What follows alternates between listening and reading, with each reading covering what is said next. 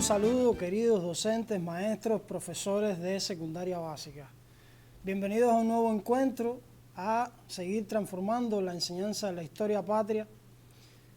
En esta oportunidad los invitamos a compartir, a dialogar sobre la situación económica, sociopolítica y cultural de Cuba durante la tregua fecunda. También veremos la labor revolucionaria de Martí y otros patriotas. En este sentido, quisiéramos comenzar con cuáles son los objetivos que nos brinda el programa en la unidad. Partiendo de precisamente la situación económica, política y social de Cuba entre 1878 y 1895. Cómo debemos valorar en el marco de esta etapa y de este periodo histórico la labor organizativa y la trascendencia, evidentemente, que tiene el papel desempeñado por Martí, no solo para la unidad de los cubanos, sino también para la organización de lo que veríamos en otro encuentro de la guerra necesaria. Y en particular, cómo se conforma ese proyecto liberador, nacional, antiimperialista, como guía de equilibrio en las dos Américas. También se puede utilizar dentro del contexto del estudio de la unidad y de la etapa, específicamente el contenido que brinda y aporta los cuadernos martianos, específicamente el número 2, no exceptuando también el número 3, porque se puede utilizar. Hay obras como Vindicación de Cuba, Con todos y para el bien de todos, o el tercer año del Partido Revolucionario Cubano, que pueden ser utilizados por los docentes y por los estudiantes en el desarrollo y comprensión de los hechos y procesos que se producen en esta unidad y en esta etapa en específico.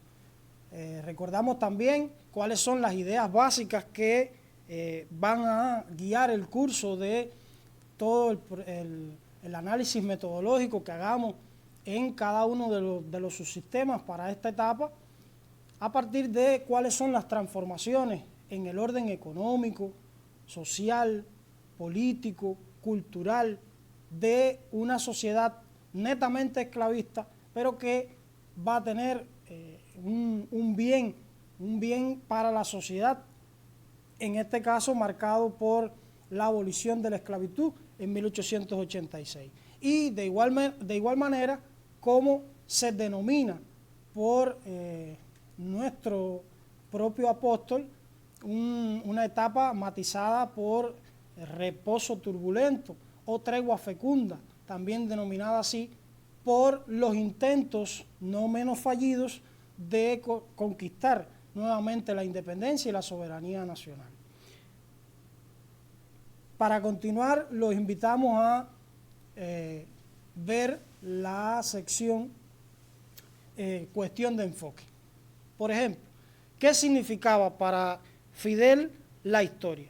Bueno, tres aspectos esenciales: devenir los acontecimientos, o sea, analizar los acontecimientos históricos según las leyes objetivas, el correspondiente desarrollo del pensamiento siguiendo un proceso dialéctico y la consiguiente acción en forma de lucha de clases. Todo concebido como un todo racional, coherente, que reconcilia y une la teoría con la práctica.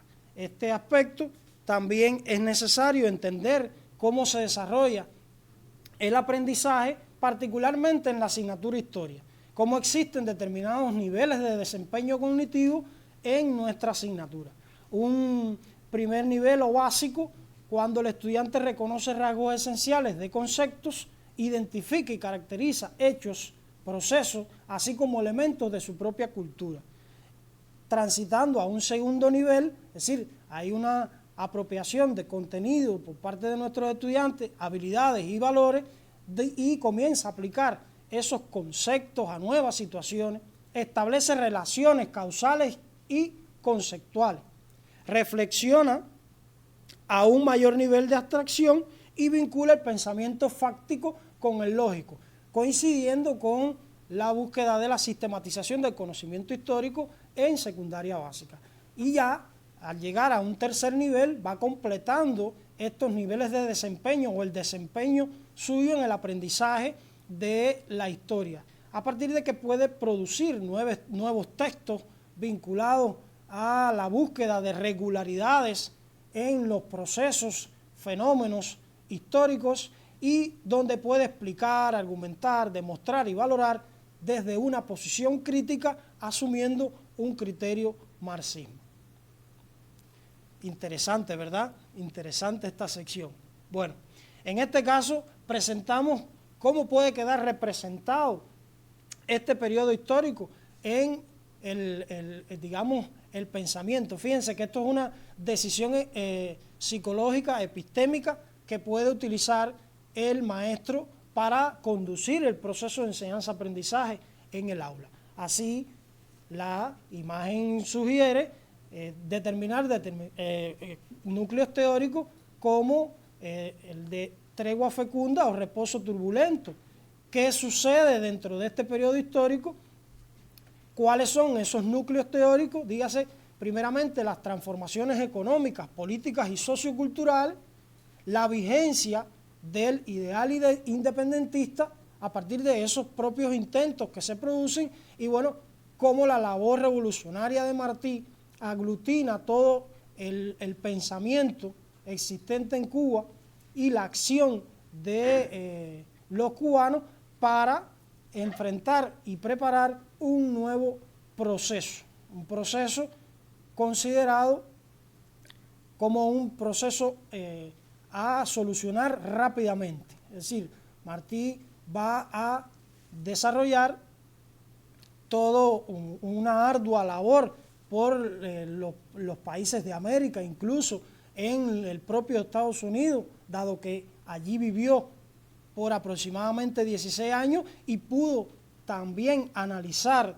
desde dentro cuáles son las irregularidades que denotan esa sociedad. Ahora bien, estamos presentando cómo pudiera quedar distribuida esta etapa en el sistema de conocimiento.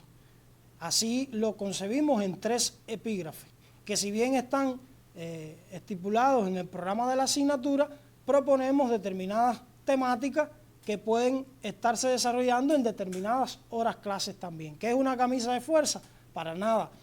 Solo proponemos un modelo al cual ustedes pueden también acceder y pueden dosificar los contenidos a impartir en cada una de las clases, siguiendo la lógica epistémica del objeto de estudio, de la asignatura y la propia lógica que tienen los estudiantes para preparar esa clase que hoy buscamos transformar en el aula. Ahora bien, los invitamos a disfrutar de un fragmento de un audiovisual en el cual pudieran estar también utilizando otros materiales, dígase multimedias, visitas virtuales, documentales, series audiovisuales o otros como libros electrónicos. Responsable de lo que dice en esa carta. Yo también soy autor de ella, acuérdate, no, Pepe. No. Fermín, ¿tú sabes que fui yo el único que escribió esa carta? Y que el fiscal no se equivoca cuando dice que... No tiene usted derecho a la palabra hasta tanto no le sea ¿De qué otorgada derecho a la por palabra el es que usted tribunal. me habla? Mi derecho a la palabra no ha existido nunca. Me he pasado la vida entera viendo cómo por culpa de ustedes mi familia tiene que sobrevivir en la miseria, viendo cómo las personas que yo quiero tienen que ser humilladas, alejadas delante de mí por tener ideas que a ustedes no les convienen. Y todo eso yo lo he tenido que clavar aquí sin que ninguno de ustedes me dé nunca el derecho a la palabra, a yo poder expresar lo que siento. Pues lo que yo siento y lo que pienso es que yo no soy un hijo puro, porque yo nací en Cuba, soy un hijo de Cuba. ¡Eres un traidor! Y como la mayoría de los cubanos, lo único que quiero es la libertad de mi tierra y de la gente que piensan como yo. No se puede. Escribí esa carta, no fue él, fui yo. Hay que hacer algo. Y en ella están mis principios, mis pensamientos. Y pienso que el cubano que esgrime las armas contra Cuba no tiene otro nombre que un traidor. ¡Basta ya! ¡Condenadme! ¡Que no van a impedir la libertad de pensamiento! ¡Vamos, condenadme! ¡Pero ustedes son los verdaderos condenados! ¡La razón no se puede imponer por la fuerza! ¡Viva Cuba! ¡Viva Cuba! ¡Viva Cuba libre!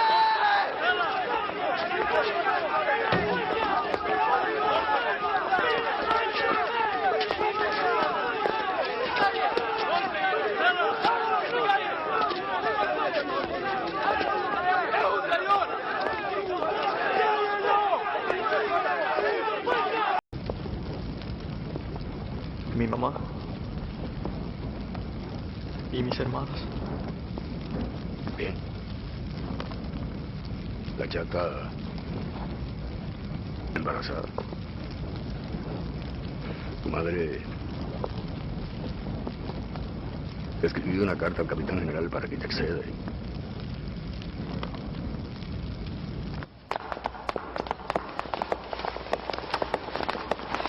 Por favor, Excelencia. Mis hijas y yo le pedimos de rodillas clemencia por mi niño, Excelentísimo Señor. Levántese, por favor. Conozco el caso de su hijo, Martí.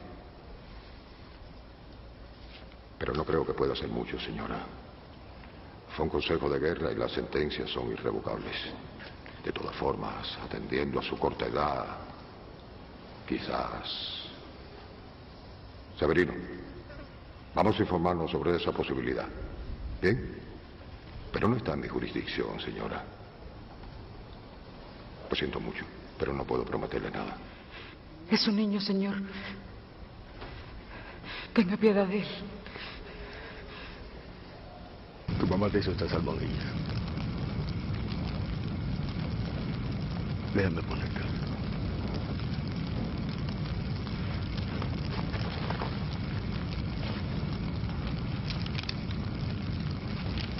Pero ¿cómo son capaces de hacer esto? ¿Cómo es posible que te tengas? Levántese, papá. Levántese, no es nada.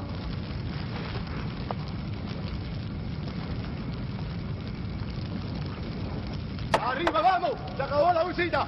¡A trabajar! ¡Vamos, vamos, vamos! ¡Se acabó de queso! ¡Vamos! ¡Muévase! Toma las almohadillas.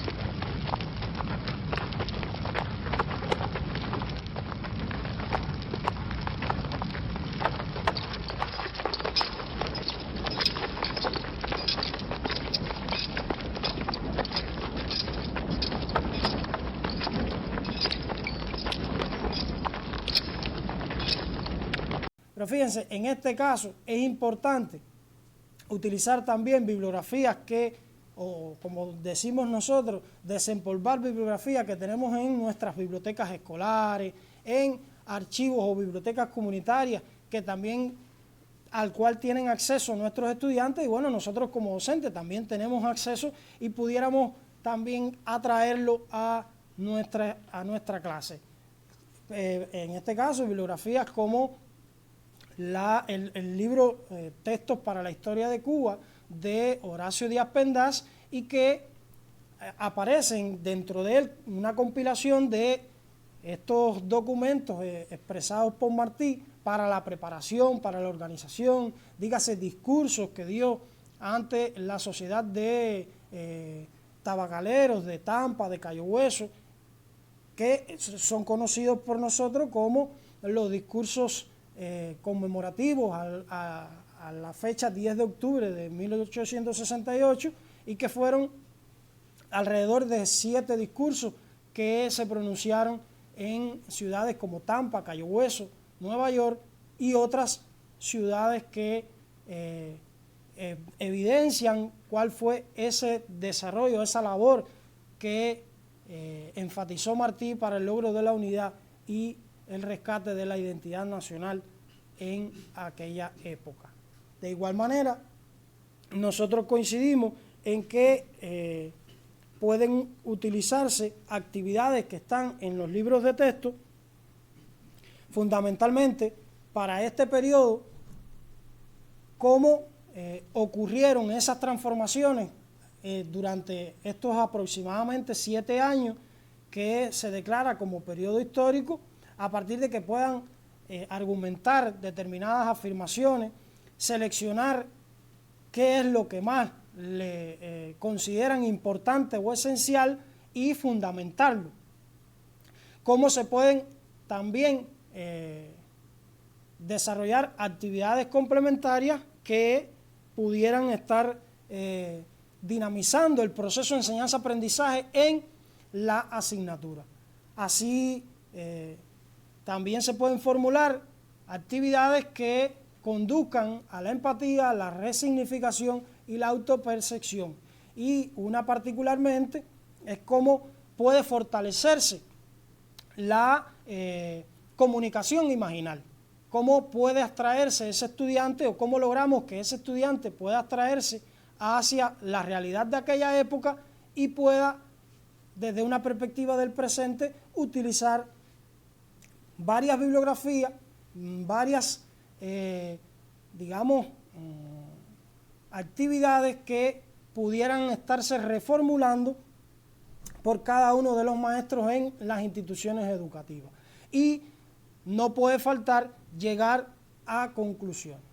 Los invitamos a otra de las secciones de nuestro programa que tiene que ver con cómo pueden desarrollarse determinadas actividades complementarias en la clase y fuera de la clase. Se propone como título de una actividad complementaria devenida en programa complementario la enseñanza de los escritos patrióticos del cuaderno Martiano II, la cual puede tener como objetivo desarrollar habilidades de trabajo con los escritos patrióticos del cuaderno Martiano II o exponer de forma oral y escrita aspectos esenciales de su contenido.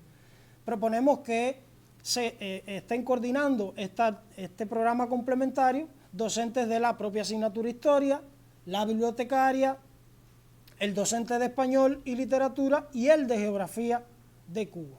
Este programa complementario puede estarse desarrollando entre las semanas de octubre y noviembre por calendario escolar, porque evidentemente hay en esta etapa la consecución del contenido, o sea, el contenido se está dosificando aproximadamente en estas 8 semanas de estos 2 meses. Así proponemos determinadas actividades que pueden conducirnos a un mejor desarrollo de las sesiones de trabajo y llegar a los posibles resultados esperados.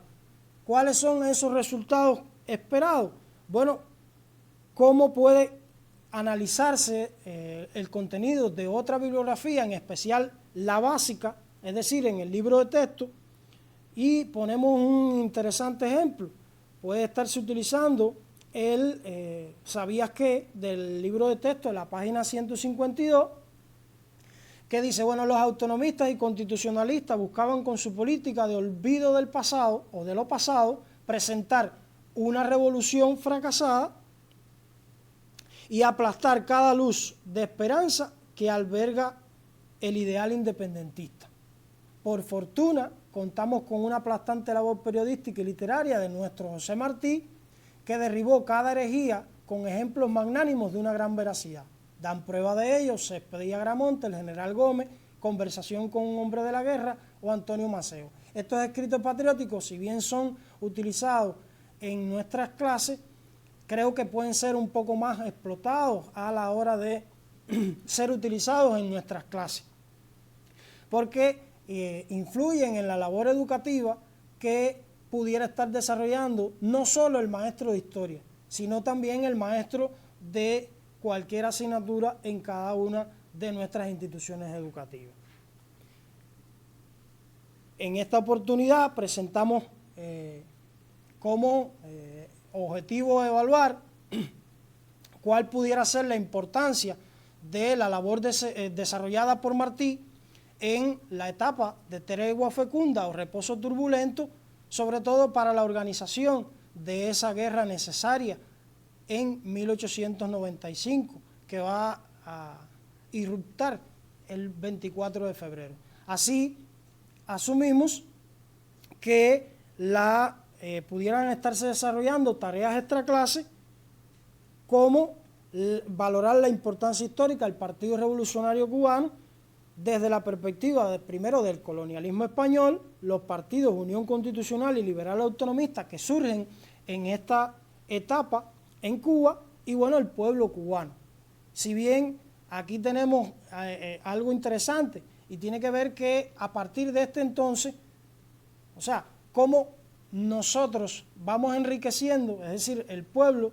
Recuerden que no podemos olvidar una de las ideas esenciales de esta unidad, porque todavía estamos en periodo en el segundo periodo, digamos, entre 1878 y 1895, de la Unidad 3, las luchas de la independencia, que data desde 1868 y hasta 1898. Y otra tarea extra clase, es decir, otra actividad, pudiera ser la elaboración de una línea del tiempo en la que ubique cronológicamente los hechos que produjeron las transformaciones fundamentales durante el periodo de 1878 a 1895.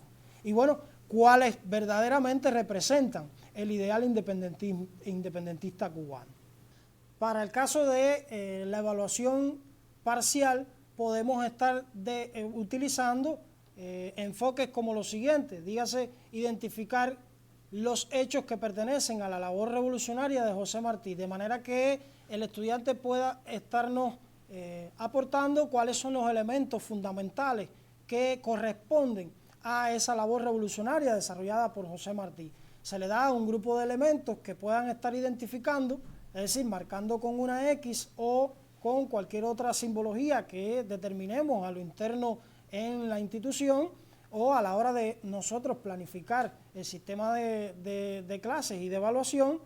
Y bueno, agregamos algunos incisos como ordenar cronológicamente los hechos identificados. Es decir, en este caso el estudiante tiene primero que identificar cuáles son los correspondientes a la personalidad y en un segundo aspecto, bueno, ordenarlos entonces cronológicamente. Aquí hacemos alusión y estamos evaluando determinadas habilidades que tienen que ver con las categorías de inteligibilidad didáctica.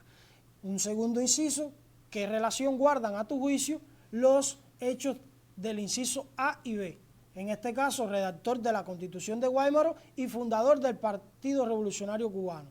Aquí vemos que no es un hecho casual que el Partido Revolucionario Cubano se funde a una conmemoración más de la Constitución de Guaymaro. Es decir, si en Guaymaro o la Constitución se aprueba entre los días 10 y 11 en aquella asamblea en el poblado de Guaymaro, como Martí retoma nuevamente esa fecha histórica, dándole una connotación nacional liberadora para fundar, incluso fuera de Cuba, el Partido Revolucionario Cubano. Y un tercer inciso, ¿por qué Martí es considerado el más universal de todos los cubanos? Yo creo que muy pocos cubanos han llegado a la excelsa figura de toda esa ardua labor que desarrolló nuestro apóstol en pos de la independencia. Ahora sí, no me queda tiempo para más. Esperemos que todas las sugerencias que hemos considerado en el encuentro de hoy hayan sido de su agrado y nos vemos en otra oportunidad para seguir transformando la enseñanza de la historia de Cuba. Si no puedes hoy no pasa nada.